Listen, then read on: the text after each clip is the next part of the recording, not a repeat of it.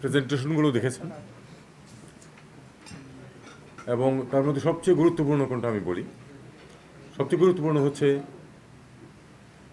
Professor Yunus যে বক্তব্যটা দিয়েছেন, খুব ক্রিস্প, খুব সংক্ষিপ্ত, কিন্তু এটা খেয়াল করে দেখুন। আসলে পেছনে তো অনেকগুলি তথ্য আছে। আমাদের যারা এটা ধরুন যারা তৈরি করেছেন, অনেক সময় কিন্তু তারা দিয়েছেন, বছরের কাছাকাছি সময় কিন্তু গেছে আলাপ আলোচনা, এবং তারপরে দরাদরি, বিভিন্ন দলের মতামত নেওয়া, বিভিন্ন সিভিল সোসাইটির মতামত নেওয়া, অনেক সময় গেছে। তারপরে মিনিমাম একটা কিছু তারা দাঁড় করিয়েছেন। শুরু হয়েছিল কিন্তু আরও অনেক বেশি জিনিস দিয়ে।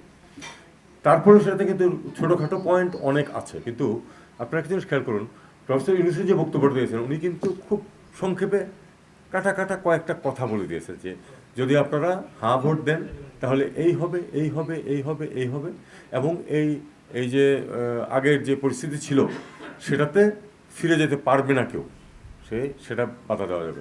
আমার মনে হয় এই কথাটাই সবচেয়ে গুরুত্বপূর্ণ, কারণ মানুষ কিন্তু 100টা পয়েন্ট মনে রাখবে না ওই যখন তারা হাঁ অথবা না বলবে।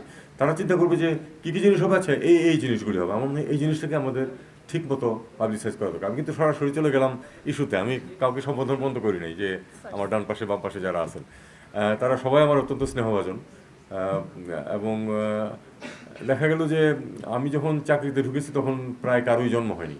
তো যাই হোক, তো সম্পূর্ণ একটা পরিপূর্ণ একটা জেনারেশনের গ্যাপ আমাদের মধ্যে।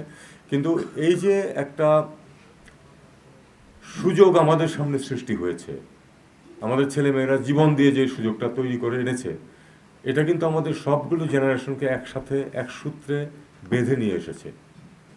আমরা সবাই বুঝতে পারতেছি সব জেনারেশনই কিন্তু সাফার করেছে আগের যে ব্যবস্থা ছিল। আমি এর চেয়ে বেশি কিছু বলছি, ব্যবস্থাটা যেটা ছিল, যেটা আমরা 15-20 বছর ধরে যেই ব্যবস্থার অধীনে ছিলাম, সেটা কিন্তু 17 বছর অন্তত পক্ষে, সেটা কিন্তু সবাই সাফার করেছে, সব জেনারেশনের মানুষই, এবং প্রত্যেকেই সেটা থেকে মুক্তি চেয়েছে। আমরা যে আমাদের জেনারেশনে যারা, আমরা চেয়েছি এই জন্য যে আমরা দেখে যাই যে অন্তত পক্ষে মুক্তি পাওয়া গেছে। আমাদের পরের জেনারেশন যারা, তারা হলো তাদের জীবন তারা যে ধারণ করবে ওই সময় তার সামনে, সেখানে তারা চাইবে এবং চায় যে এর চেয়ে ভালো কিছু আসুক, পরিবর্তন আসুক। অবশ্যই তারপরে জেনারেশন যারা, তাদের জন্য দায়বদ্ধতা আপনাদের, আমার পরের জেনারেশন আপনারা যারা আছেন, তাদের প্রতি আপনাদের দায়বদ্ধতা পরের জেনারেশনের প্রতি থাকবে। আমি যখন বলতে যাই তখন বলি যে আমাদের জেনারেশন সব কিছুতে সফল হয়নি, অনেক কিছু, অনেক ব্যর্থতা আছে আমাদের, সাফল্যও কিন্তু আছে। আমাদের জেনারেশন কিন্তু যুদ্ধ করে দেশ স্বাধীন করেছে। আমাদের জেনারেশন কিন্তু ওই আপনার যে তলাবিহীন ঝুড়ি বলা হয়েছিল বাংলাদেশকে, সেই দুর্নাম থেকে কিন্তু আমরা বের করে নিয়ে আসছি দেশকে। আমরা পারি নাই অনেক কিছু, আমরা একটা সুষ্ঠু রাজনৈতিক ব্যবস্থা সৃষ্টি করতে পারিনি, যেটাতে সংঘাত ছাড়া নিয়মতান্ত্রিকভাবে সরকার পরিবর্তিত হবে, আরেক সরকার আসবে, এবং আগের সরকার এবং পরবর্তীতে সরকার সবার মধ্যেই সুসম্পর্ক থাকবে, সবাই দেশের জন্য কাজ করবে। এই পরিস্থিতিটা আমরা সৃষ্টি করতে পারিনি, সেটারই কিন্তু সুযোগ এখন সৃষ্টি হয়েছে। আমাদেরকে চেষ্টা করতে হবে যেন সেই পুরনো অবস্থায় আমরা ফিরে না যাই, যাতে সামনের দিনগুলোতে আপনাদের জেনারেশন, আপনাদের পরে জেনারেশন যেন একটা সুষ্ঠু এবং গ্রহণযোগ্য ব্যবস্থার মধ্যে দিয়ে আপনাদের জীবন অতিবাহিত করতে পারেন। সেটা করতে গেলে আমাদের এখানে একটা কথা কিন্তু বলা প্রয়োজন, এই গণভোটটা কিন্তু একটু অন্যরকম আগের গণভোটগুলির চেয়ে, কারণ সরি, এমনকি 91-এর গণভোটের চেয়ে ওটার তফাৎ আছে একটা। 91-এর গণভোট কিন্তু শুধু গণভোটের জন্য গিয়েছিল, একটা পরিবর্তন হয়েছে, আপনারা সেটা অ্যাপ্রুভ করেন কিনা। আলাদাভাবে গিয়েছিল অনেকেরই কিন্তু আচ্ছা ঠিক আছে আমি তো সমর্থন করি, এই তো হ্যাঁ হবে, কাজে আমার বলার যাওয়ার কি প্রয়োজন। অ্যাটেন্ডেন্স কিন্তু ওই পরিমাণে হয়নি। এবারের যে অ্যাডভান্টেজটা আমি বলবো এটাকে, সেটা হলো যে মানুষ তো ভোট দিতে চান, বাংলাদেশের মানুষ ভোট দিতে পছন্দ করে, এটা কিন্তু আমরা সারা জীবন দেখে আসছি। তারা সুযোগ পেলে তারা সঠিক ভোটটা দেয়, সবসময় সঠিক সিদ্ধান্তটা তারা নেয়। আমাদের যে সরকার পরিবর্তনগুলি হয়েছে প্রত্যেকটাতে আমি মনে করি যে সঠিক সিদ্ধান্ত ছিল মানুষের, এবং মানুষের সুযোগ নেয়, মানুষকে সুযোগ দেওয়া হয়নি, এটা হলো অসুবিধা। এবার কিন্তু মানুষের জন্য সুযোগ সৃষ্টি করার জন্য যেই অন্তর্বর্তী সরকার আছে তারা সর্বাধিক চেষ্টা করছে, এবং আমি খুশি হলাম শুনে যে আপনার এখানে যারা সরকারি কর্মকর্তা আছেন তারা একটা টিম হিসাবে কাজ করছেন, পরস্পরের সাথে সহযোগিতা করছেন। সমন্বয়টা খুব গুরুত্বপূর্ণ, আপনাদের কাজের ক্ষেত্রে কিন্তু সমন্বয় অত্যন্ত গুরুত্বপূর্ণ। আমি একটা বিষয়ে খুব খুশি হচ্ছি যে একটা এই যে হোয়াটসঅ্যাপ গ্রুপ তৈরি করে যে ওখানে আমার কেউ নাই, আপনারা যে আছেন সেটা এই সমস্যাটা সমাধান করেন। এটা খুব কাজে দেবে। একটা জিনিস মনে রাখতে হবে, এই যে জিনিসটা, এটা কিন্তু যারা বিরোধী, যারা চায় না যে ঠিক মতো হোক নির্বাচন, ঠিক মতো হোক গণভোট, তারা কিন্তু এটাকে ব্যবহার করবে। কাজেই এই জিনিসটাকে যারা এর পক্ষে আছেন তাদেরও ব্যবহার করতে হবে, কারণ এটার মানে অ্যাক্সেস এবং ওই গতি, যেটা গতিবেগ অত্যাধিক, কাজে এটাকে ব্যবহার করতে হবে। এবং আমি শুনে খুশি হলাম যে আপনারা এই জিনিসটা খুব গভীরভাবে চিন্তা করছেন এবং এই ক্ষেত্রে কোঅর্ডিনেশনের ব্যবস্থা করছেন। আমি খুব গুছিয়ে বলছিলাম, যেটা মনে হচ্ছে সেটা আমি বলে যাচ্ছি আপনাদেরকে। আরেকটা যেটা প্রসঙ্গ, সেটা হলো যে নির্বাচনের ব্যাপারে আমি সরকারি কর্মকর্তাদের উদ্দেশ্যে বলছি যে নির্বাচন হবে, সেখানে আপনাদের প্রত্যেকেরই ব্যক্তিগত পছন্দ অপছন্দ থাকতে পারে, কিন্তু ক্যান্ডিডেট 5 জন, আপনারা 5 জনকেই সমর্থন করার মতো লোক আপনাদের মধ্যে থাকতে পারে, বা 9 জন, যাই হোক না কেন, কিন্তু সেটা আপনার ব্যক্তিগত বিষয়। সরকার কিন্তু সম্পূর্ণ নিরপেক্ষ এই নির্বাচনের ব্যাপারে। আপনারা আপনাদের কোনো কার্যকলাপে যেন কারোর প্রতি পক্ষপাতিত্ব দেখা না যায়। আমরা কোনো পক্ষপাতিত্ব করবো না। আমরা একটা সুষ্ঠু নিরপেক্ষ নির্বাচন, অত্যন্ত চমৎকার নির্বাচন চাই, যেটাতে মানুষ ভোট দিতে পারবে। 1, 2, তার ভোট সঠিকভাবে গণনা হবে, এবং 3, সেই সঠিক গণনার পরে যিনি বেশি ভোট পাবেন তিনি নির্বাচিত বলে ঘোষিত হবে। এই 3টা হলো চ্যালেঞ্জ আমাদের, এবং এটা খুব কঠিন না। সবাই যদি সহযোগিতা করি আমরা এটা উত্তরণ সম্ভব এটাতে। এবং আমাদের ব্যক্তিগতভাবে কারোর প্রতি কোনো সমর্থন থাকবে না। যেটা ব্যক্তিগত সমর্থন, যেটা ভোট দেওয়ার জন্য, সেটা আপনি যাকে ইচ্ছা তাকে দেন, কিন্তু সেটা কোনো অবস্থাতে প্রকাশিত হতে পারবে না আপনার কার্যকলাপে অথবা আপনার কথায়। এটা হলো সবচেয়ে গুরুত্বপূর্ণ। আর গণভোটের ব্যাপারে কিন্তু খুব স্পষ্টভাবে আপনারা প্রফেসর ইউনূসের বক্তব্য শুনেছেন।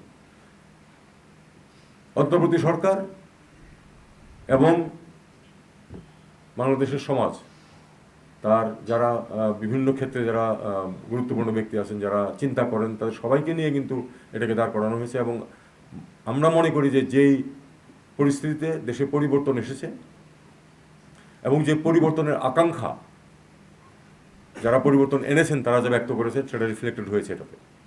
এবং সেই রিফ্লেকশনের প্রেক্ষিতে আমরা কিন্তু এটাতে হাঁ ভোটের জন্যই সরাসরি বলছি। খেয়াল করে দেখুন, আমরা কিন্তু ওই যে সংসদ নির্বাচন হবে, সেখানে আমরা একটিও কোনো পক্ষপাতিত্বমূলক কথা বলবো না, কিন্তু এটাতে আমরা আসলে সত্যিকার অর্থে আমরাও একটা পক্ষ। আমরা চাই যে হাঁ জয়যুক্ত হোক, কিন্তু সেটা মানুষের ইচ্ছার মাধ্যমে হতে হবে। মানুষকে আমরা তাদেরকে বলবো এটার পক্ষে, এবং এটার যে দিকগুলি সেটা তুলে ধরবো, সিদ্ধান্ত তারা নেবে। আমরা তাদেরকে কিন্তু জোর করবো না যে না আপনাকে হাঁ ভোট দিতে হবে, সেটা না, যে আপনি হাঁ ভোট দিলে এই সুবিধা হবে, কাজেই আমরা চাই যে আপনার হাঁ ভোট দিন। তারপরে উনি যদি না ভোট দিতে চান উনি দেবেন, সেটা তার স্বাধীন ইচ্ছা। এই হলো বিষয়টা। তো আমার মনে হয় খুব বেশি দীর্ঘায়িত করার প্রয়োজন নেই বক্তব্য। আমি মূল কথাটা বলতে পেরেছি আপনাদেরকে। এবং মিডিয়ার প্রতি আমার একটা অনুরোধ, আপনারা একটা পজিটিভ রোল প্লে করুন, কারণ মিডিয়া খুবই গুরুত্বপূর্ণ। এবং মিডিয়াতে কিন্তু মিডিয়া শুধু আপনারা যে কজন এখানে আছেন তারাই কিন্তু না, আরও অনেকে আছে যারা হয়তো এর বিরোধীও হতে পারে, আছে। এবং তারা কিন্তু ওই যেটা বললাম, যেটা ব্যবহার করার চেষ্টা করবে এবং মানুষকে ডিস্ট্রাক্ট করার চেষ্টা করবে। আপনারা সঠিকভাবে উপস্থাপন করুন, মানুষকে মোটিভেট করুন, যেন তারা ভোট দিতে যায়, যেন তারা তাদের পছন্দ মতো ভোট দেয়, এবং এই যে হাঁ নার যে ইস্যুটা আসছে সেটাকে যেন তারা প্রপারলি বিবেচনা করে। এইটুকুই আমার মনে হয় আপনাদের ভূমিকা। একটা যুগ সন্ধিক্ষণে তো আমরা আছি, এতে কোনো সন্দেহ নেই। কারণ আমরা আসলে 17 বছর যেই অবস্থায় ছিলাম, আমরা যে ঠিক তার আগের অবস্থায় ফিরতে চাই তাও কিন্তু না, আমরা তার থেকেও ভালো কিছু চাই আমাদের পরে আপনাদের জন্য, এবং আমাদের পরে জেনারেশন, আপনাদের পরে জেনারেশনের জন্য আমরা আরও ভালো কিছু চাই আমাদের দেশটার জন্য। আমাদের দেশ এর অনেক সমস্যা আছে, কিন্তু মানুষের কিন্তু একটা জিনিস আছে যে প্রচণ্ড কর্মস্পৃহা আছে, এবং আসলেই মানুষ চায় যে দেশের ভালো হোক। তো সেটাতে আমরা যেন তাদেরকে সহায়তা করতে পারি, এবং মানুষকে তাদের মতামত ব্যক্ত করার জন্য ভোটের মাধ্যমে যেন ঠিকমতো তাদেরকে সেই সুযোগটা করে দিতে পারি, এটাই আমাদের দায়িত্ব।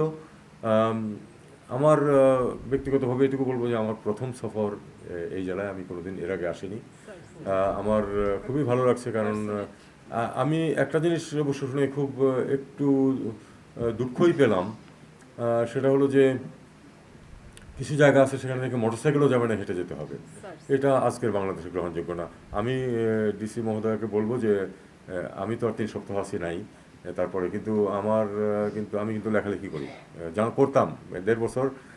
আমার মুখও বন্ধ, আমার হাতও বন্ধ। তো আমি তো আশা করছি যে 3 সপ্তাহ পরে যে নির্বাচন হবে, তারপরে নতুন সরকার আসবে, আমরা দায়িত্বমুক্ত হব, তখন আমি আমার স্বাধীনতা ফিরে পাবো। অ্যাকচুয়ালি আমি এটা মাঝে মাঝে বলি যে এই যে গণ অভ্যুত্থানে মানুষ স্বাধীন হয়েছে, আমার স্বাধীনতা গেছে। তো আমি সেই স্বাধীন সত্তা ফিরে পাবো। আমি এটুকু আপনাদেরকে বলতে পারি যে এই যে তথ্যটা আমি জেনে গেলাম, আমি নিঃসন্দেহে এই নিয়ে লেখালেখি করব এবং যারা পরে দায়িত্বে আসবেন তাদের উপর চাপ সৃষ্টির চেষ্টা করবো। এটা হতে পারে না যে একেবারে হেঁটে যেতে হবে এরকম জায়গা বাংলাদেশে। ঠিক আছে, আমি চরকুকরি মুক্তি দেখেছি, ওখানে তো আপনি যদি রাস্তা নিতে চান এটা অবাস্তব চিন্তা হবে, কিন্তু ভিতরের মানুষ যেন হাঁটাচলা করতে পারে একটু, সেই ব্যবস্থাটুকু কিন্তু আছে আমি দেখলাম। তো অন্তত সেরকম ব্যবস্থা থাকুক। আর প্রত্যন্ত বলে আসলে আর কিছু থাকা উচিত না।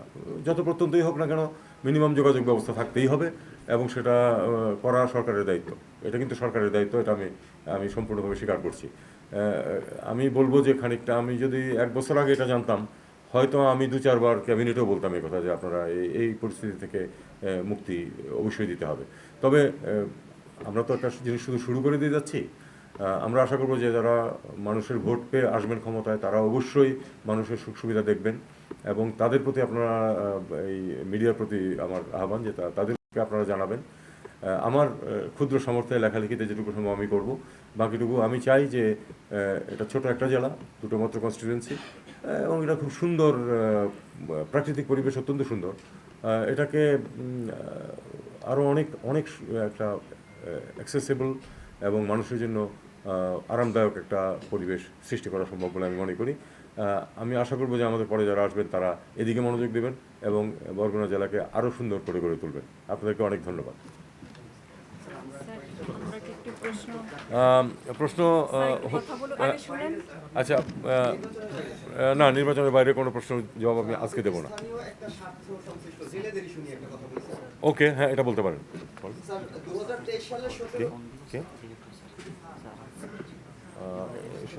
আর কয়েক মিনিট, এটা এখনই যাচ্ছে। আচ্ছা, ঠিক আছে, ওকে, এক সেকেন্ড একটু সময় দেবেন আমাকে।